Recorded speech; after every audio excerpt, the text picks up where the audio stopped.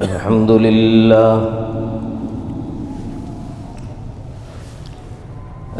لله وحده، والصلاة والسلام على من لا نبي بعده، وعلى آله وأصحابه الذين أوفوا عهدا،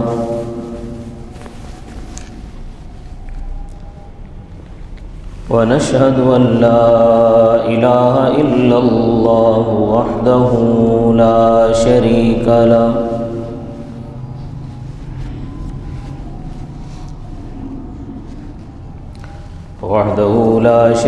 له، في الخلق والأمر،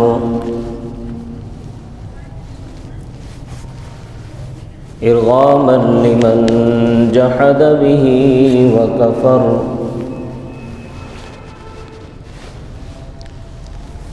ونشهد أن سيدنا ومولانا محمدًا عبده ورسوله،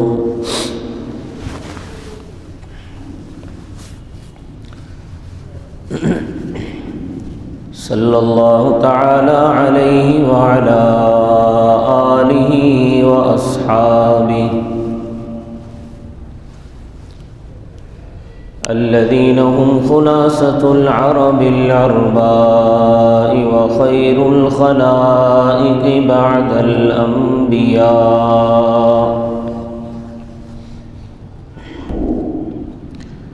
وهم كالنجوم في السماء للاهتداء والاقتداء،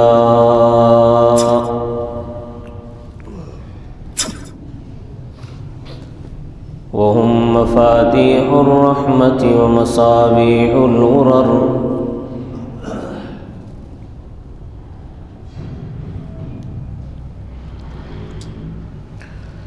أعوذ بالله من الشيطان الرجيم، بسم الله الرحمن الرحيم،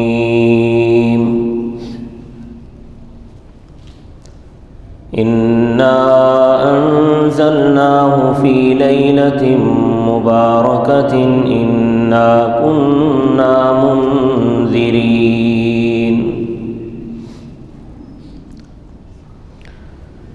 صدق الله العظيم.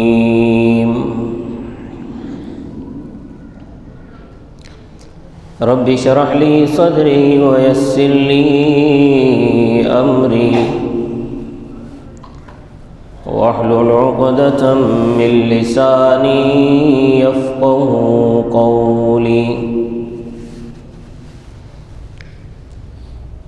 رب زدني علما، رب زدني علما، رب زدني علما.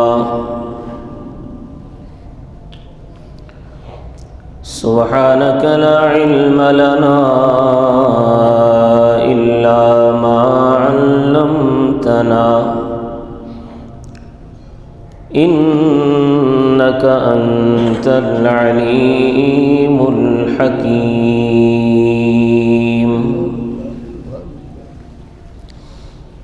تمام حضرات درود شریف پڑھ لیں. اللهم صل على محمد وعلى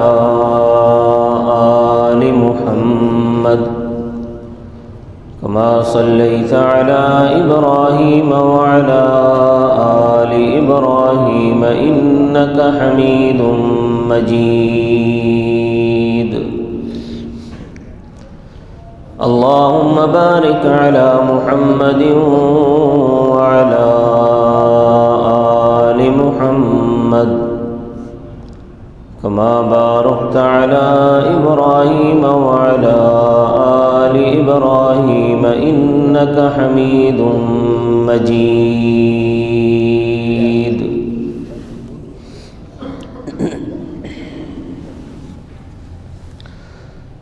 معزز سامعین گرامی قدر،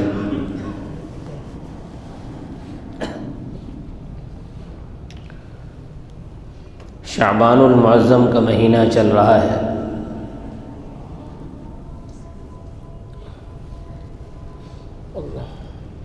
اس مہینے میں ایک رات ایسی آنے والی ہے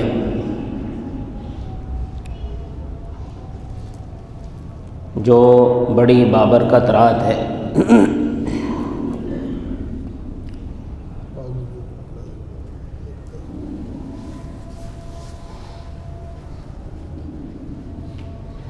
اصل میں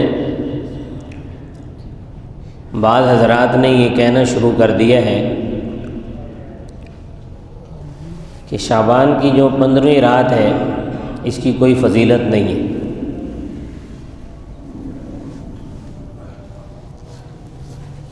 بلکہ بعض حضرات نے تو شعبان کی 15ویں رات میں عبادت کرنے کو بدعت بھی قرار دیا ہے۔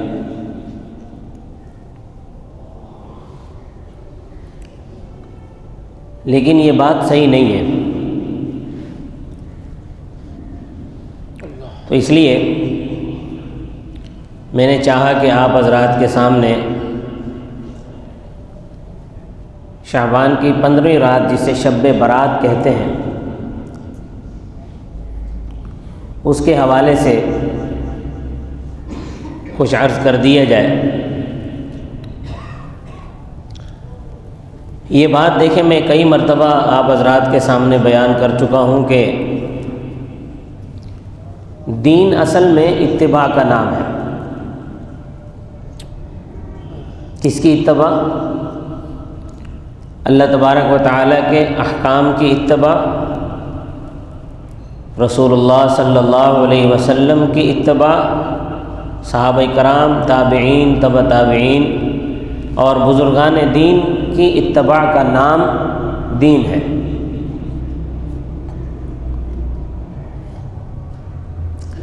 اس سے ہٹ کر اگر کوئی اپنی مرضی سے کچھ کرے گا تو وہ دین نہیں کہلائے گا۔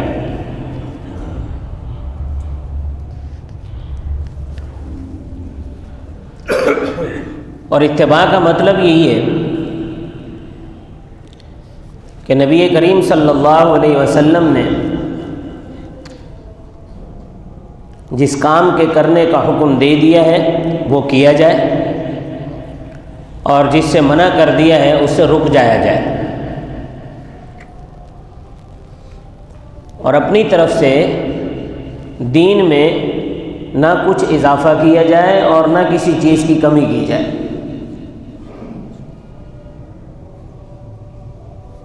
یہ اتباع ہے اور دین اسی کا نام ہے۔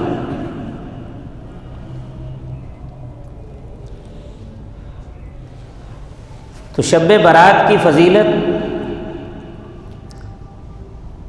کی جو احادیث ہیں وہ 10 صحابہ کرام سے مروی ہیں۔ 10 صحابہ کرام رضوان اللہ علیہم اجمعین نے شب برات کی فضیلت کے حوالے سے روایات نقل کی ہیں۔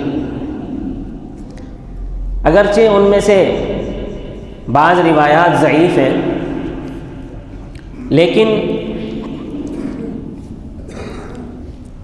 محدثین کا، فقہاء کا فیصلہ یہ ہے کہ اگر فضیلت کی کسی روایت کی تائید میں کچھ اور حدیثیں بھی آ جائیں تو اس پر عمل کرنا جائز ہے اور اس کی فضیلت ثابت ہو جاتی ہے۔ تو شب برات کی فضیلت میں چونکہ 10 صحابہ کرام رضوان اللہ علیہم اجمعین سے روایات ثابت ہیں، تو اس لیے شب برات کی فضیلت اپنی جگہ موجود ہے۔ اور اس کے ساتھ ساتھ خیر القرون میں، یعنی صحابہ کرام کے دور میں، صحابہ کرام کے بعد تابعین، تبع تابعین، پھر ان کے بعد بزرگان دین نے اس رات میں عبادات کا اہتمام کیا ہے، تو لہٰذا ہمیں بھی کرنا چاہیے۔ ہاں البتہ یہ ہے کہ اس رات کی کوئی خاص عبادت مقرر نہیں ہے، جیسے کہ آج کل اس رات کی کوئی خاص عبادتیں مقرر کی ہوئی ہیں کہ جی اس رات میں 2 رکعت نفل نماز پڑھو یا 4 رکعت نفل نماز پڑھو، اس کے اندر پہلی رکعت میں فلاں صورت اتنی مرتبہ پڑھو، دوسری رکعت میں فلاں صورت اتنی مرتبہ پڑھو، اس قسم کی کوئی اصل نہیں ہے۔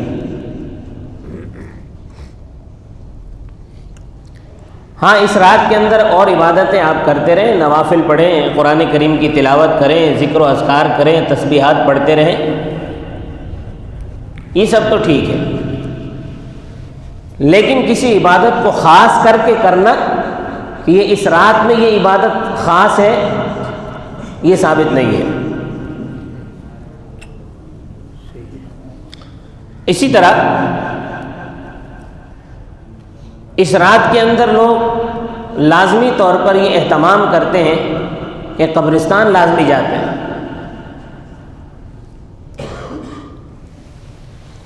حضور اکرم صلی اللہ علیہ وسلم شب برات کی رات میں 1 مرتبہ جنت البقیع تشریف لے گئے تھے، پوری زندگی میں 1 مرتبہ۔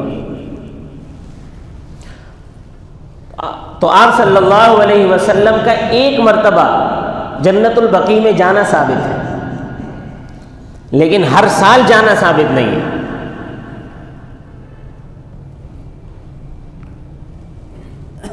اگر کوئی آدمی یہ سمجھ کر جائے کہ نبی کریم صلی اللہ علیہ وسلم اس رات کو قبرستان تشریف لے گئے تھے تو انشاءاللہ تعالی سنت پر عمل کی وجہ سے اسے ضرور اجر ملے گا، لیکن بعض لوگ اس رات میں ہی قبرستان جانا لازمی سمجھتے، کہتے ہیں جی یہ لازمی ہے، تو بھائی یہ لازمی نہیں ہے،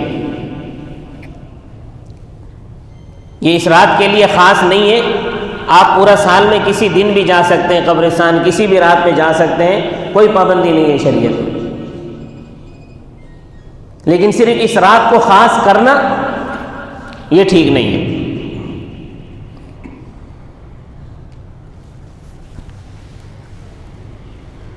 اسی طرح اس رات کے اندر عام طور پر لوگ میلے ٹھیلے لگاتے ہیں، گپ شپ کرتے ہیں بیٹھ کر، اور جواز اس کا یہ پیش کرتے ہیں کہ جی اگر ہم اکیلے بیٹھ کر عبادت کریں تو نیند آ جاتی ہے، 10 بندے مل کر بیٹھتے ہیں، گپ شپ بھی کرتے ہیں، عبادت بھی کرتے ہیں تو نیند نہیں آتی۔ دیکھیں ایک بات آپ لوگ یاد رکھیں کہ مسجد کے اندر جماعت کے ساتھ فرض نماز پڑھنا ضروری ہے، باقی جو نوافل ہیں اور سنتیں ہیں ان کو گھر میں ادا کرنا زیادہ افضل ہے۔ سنتیں آپ گھر میں ادا کریں، نوافل گھر میں ادا کریں، اس کا زیادہ ثواب ہے، لیکن فرض نماز کے لیے مسجد میں حاضر ہونا ضروری ہے، مسجد میں آنا ضروری ہے، جماعت کے ساتھ نماز پڑھنا یہ سنت موقدہ علی الواجب، واجب کے درجے میں ہے۔ یعنی اس کو یوں سمجھیں کہ اگر کوئی شخص یہ کہے کہ جی میں اگر جماعت کے ساتھ نماز پڑھنے جاتا ہوں تو مجھے اس میں ریاکاری کا اندیشہ ہے، مطلب میرے دل میں ریاکاری پیدا ہو جائے گی، تو اس وجہ سے اگر وہ نماز گھر پہ پڑھ لیتا ہے تو اس کو گناہ ملے گا اس چیز کا۔ مسجد میں جماعت کے ساتھ نماز پڑھنا ضروری ہے، فرض نماز، لیکن افضل یہ ہے کہ سنتیں اور نوافل گھر میں پڑھے جائیں۔ لیکن بعد میں جب فقہاء کرام نے دیکھا کہ جو آدمی مسجد سے فرض پڑھ کے گھر چلا جاتا ہے تو وہ سنتیں پڑھتا ہی نہیں ہے، عام طور پر سنتیں چھوڑ دیتے ہیں، تو اس لیے فقہاء نے پھر اس کی اجازت دی کہ مسجد میں سنتیں پڑھ کے جائیں۔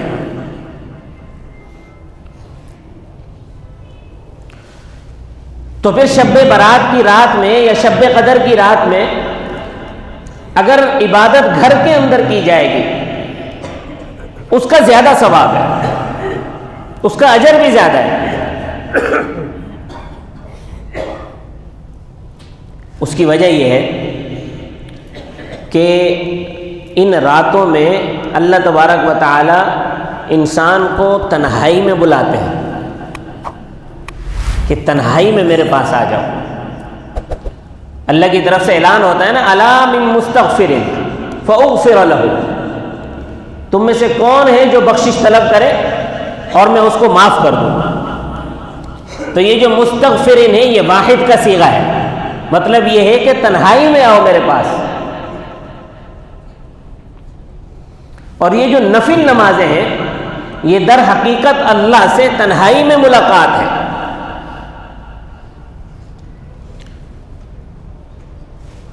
تو اس لیے اللہ سے تنہائی میں ملاقات کریں، اس کا زیادہ اجر ہے. اس کو آپ یوں مثال سے سمجھیں کہ مثال کے طور پر ہر بادشاہ کا ایک دربار عام ہوتا ہے، ایک دربار خاص ہوتا ہے.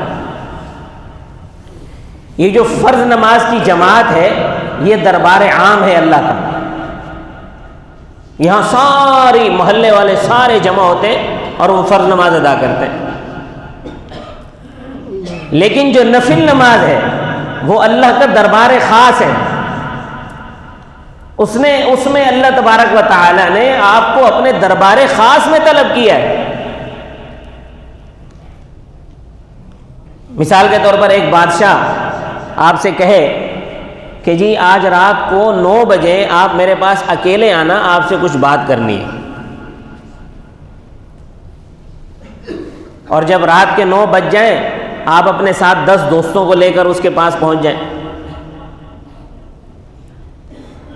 تو بادشاہ نے تو آپ کو کہا تھا کہ اکیلے آنا میرے پاس، آپ 10 دوستوں کو ساتھ لے کر پہنچ گئے، تو گویا آپ نے بادشاہ کے حکم کی ناقدری کی، اس کی بات کی آپ نے لاج نہیں رکھی، ناقدری کر دی. اسی طرح اللہ تبارک و تعالی بھی نفل نماز میں آپ کو تنہا بلاتے ہیں کہ آپ اکیلے میں میرے پاس آؤ، اکیلے میں میرے پاس آ کر اپنی مناجات پیش کرو، میں تمہاری مناجات سنوں گا. اپنی بات میرے سامنے رکھو، میں تمہاری بات سنوں گا. اور آپ اللہ کے دربار میں میلہ ٹھیلا لے کر پہنچ جائیں تو یہ تو اللہ کی اس دعوت کی ناقدری ہو گئی.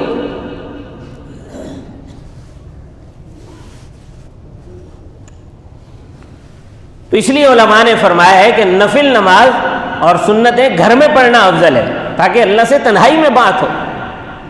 دربار عام میں تو آپ شامل ہو گئے، اب دربار خاص میں جائیں.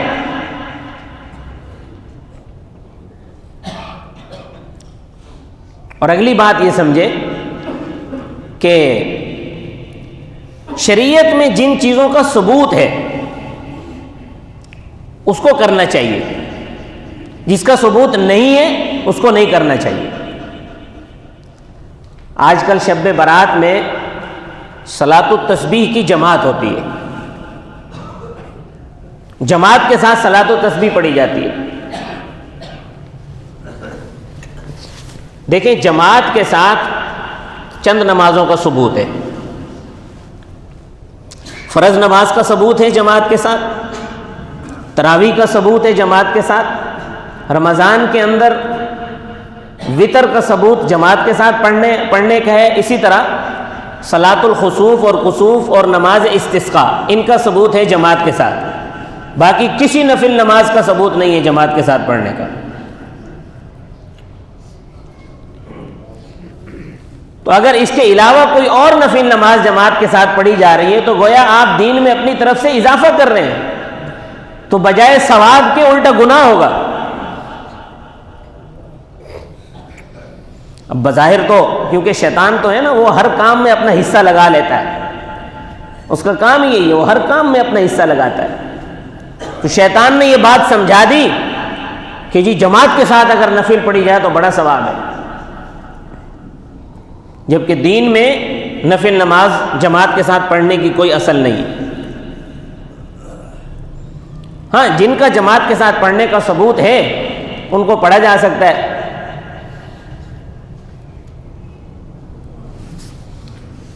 تو اس لیے تو جتنی عبادت اللہ تبارک و تعالی نے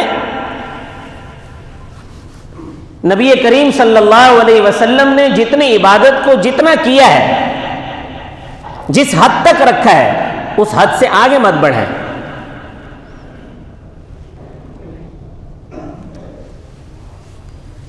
اور یہ بات بھی آپ ذہن میں رکھیں کہ نوافل کی جماعت کرنا یہ بدعت ہے، تو بجائے ثواب کے الٹا گناہ ہوتا ہے۔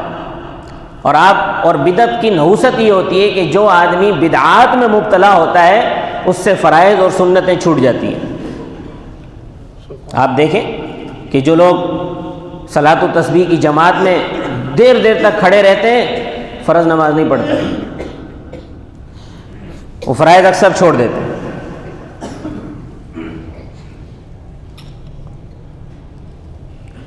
تو یہ اس کی نحوست یہ ہوئی بدعت کی کہ فرائض چھوٹ گئے، سنتیں چھوٹ گئی، نوافل چھوٹ گئے۔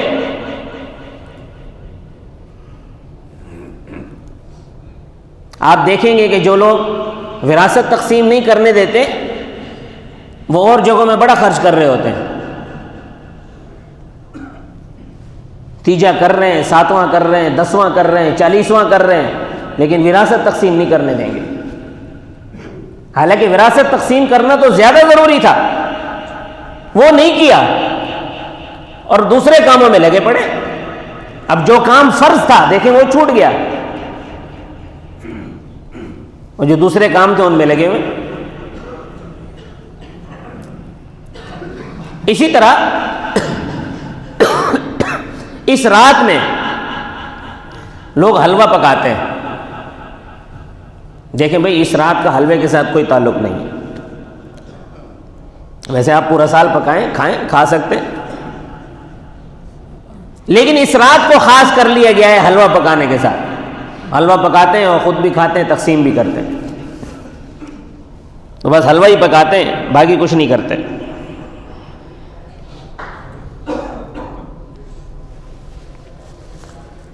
اب آپ دیکھیں کہ جو لوگ ان چیزوں میں لگے ہوئے ہیں، حلوے بنا رہے ہیں، کونڈے بنا رہے ہیں اور دیگر کام حرکتیں کر رہے ہیں، ان لوگوں سے بھی یہ فرائض نوافل چھوٹ جاتے ہیں۔ آپ دیکھیں گے کہ جو پابندی سے رجب کے کونڈے کرتے ہیں وہ مسجد میں فرض نماز پڑھنے نہیں آتے، الا قلیل، 100 میں سے 1-2%، 2%۔ اور اکثریت ایسے ہیں جو بدعات میں پڑ جائیں تو فرائض چھوٹ جاتے ہیں ان سے۔ یہ بدعت کی نحوست ہے۔ اسی طرح 15 شعبان کا روزہ یہ لوگوں نے لازمی سمجھ لیا۔ 15 شعبان کا روزہ لازمی نہیں ہے، شعبان کے پورے مہینے کے روزے ضروری ہیں۔ ضروری مطلب سنت ہے، آپ صلی اللہ علیہ وسلم نے رکھے ہیں۔ یکم شعبان سے لے کر 27 شعبان تک آپ صلی اللہ علیہ وسلم نے روزے رکھے پورے مہینے کے، 27 شعبان تک، کیونکہ رمضان سے 3 دن پہلے آپ صلی اللہ علیہ وسلم نے روزہ رکھنے سے منع فرمایا۔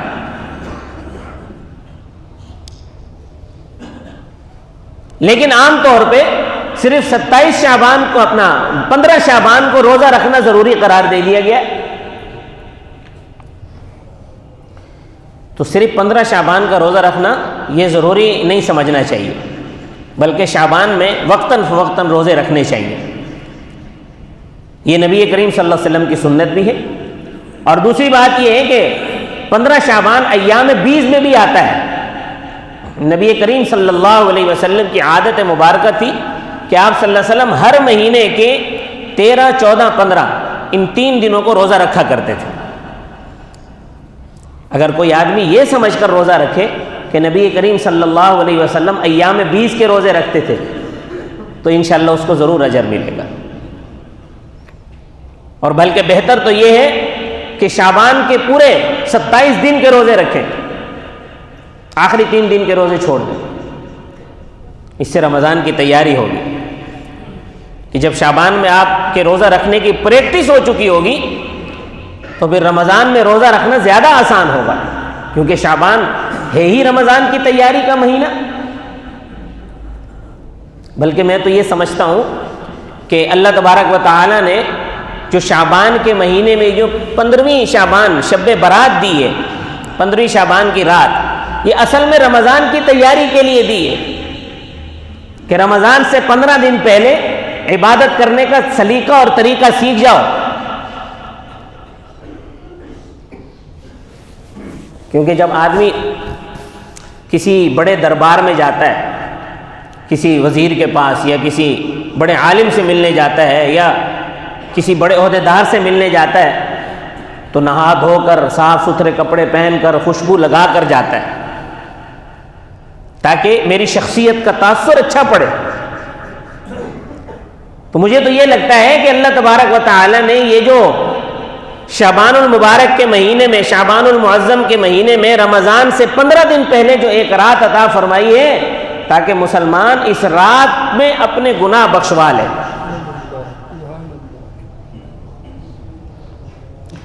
اس رات میں توبہ کر لے، معافی مانگ لے، دھل کر بالکل صاف ستھرا ہو جائے، دل کا زنگ بالکل اتر جائے۔ اس کے بعد جب رمضان کا مہینہ ہو تو یہ رمضان کا مہینہ شروع ہو تو یہ بالکل دھلا دھلایا اور پاک صاف ہو بالکل، اور رمضان کے پہلے دن سے ہی اس پر جنت واجب ہو جائے۔ لیکن افسوس کا مقام ہے کہ ہم اس رات کو فضولیات میں ضائع کر دیتے ہیں۔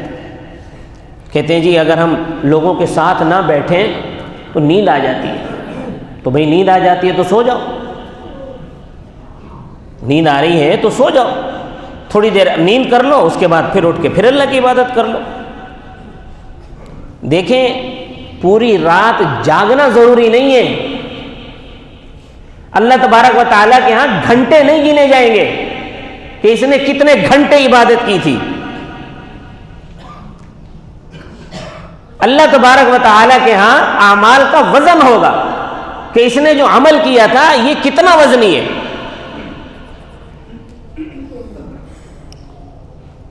قرآن کریم میں ہے نا وَنَضَعُ الْمَوَازِينَ الْقِسْطَ لِيَوْمِ الْقِيَامَةِ۔ امام بخاری رحمۃ اللہ علیہ نے بخاری شریف کی جو آخری حدیث لکھی ہے وہ آخری حدیث بھی یہی بتاتی ہے کہ قیامت کے دن اعمال کا وزن ہوگا، گھنٹے نہیں گنے جائیں گے۔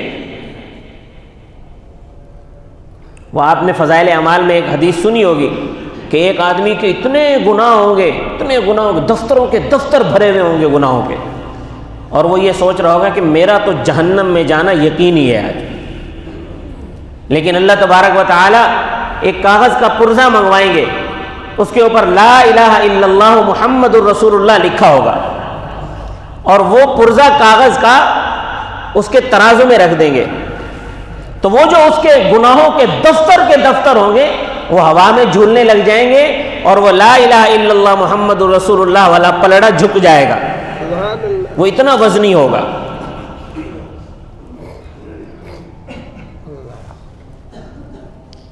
اور اعمال میں وزن کیسے پیدا ہوگا؟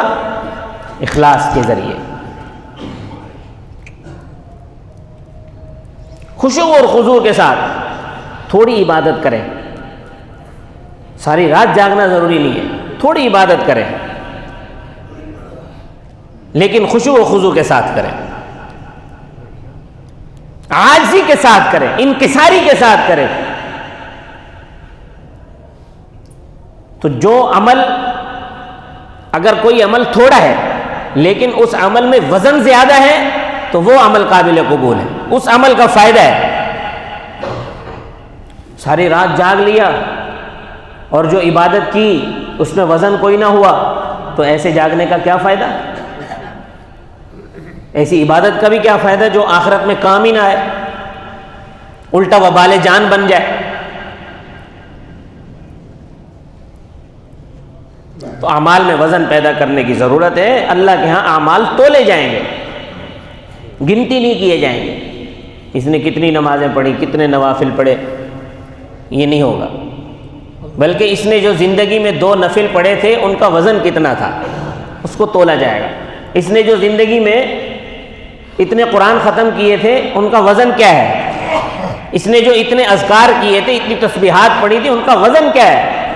اگر اعمال وزنی ہوئے تو کامیاب ہو جائیں گے، اعمال وزنی نہ ہوئے تو ناکام ہو جائیں گے۔ تو اس لیے اللہ تبارک و تعالی نے رمضان سے 2 ہفتے پہلے جو یہ رات عطا فرمائی ہے، یہ اس لیے عطا فرمائی ہے تاکہ انسان پاک صاف ہو کر، گناہوں سے ستھرا ہو کر ستھرا ہو جائے، خوشبو لگا لے، صاف ستھرا ہو جائے گناہوں کا، غیبت کا، چغل خوری کا، جھوٹ کا، میل کچیل جتنا دل کے اوپر ہے وہ سارا اس ایک رات میں صاف ہو جائے۔ اس کے بعد جب رمضان کا مہینہ داخل ہو تو پہلے دن سے ہی اس کے لیے جنت کا وعدہ ہو جائے، پہلے دن سے۔ تو میں تو یہ سمجھتا ہوں کہ یہ رات اس لیے آ رہی ہے، اللہ تبارک و تعالی ہمیں اس رات کو قیمتی بنانے کی توفیق عطا فرمائے۔ وما علینا الا البلاغ المبین۔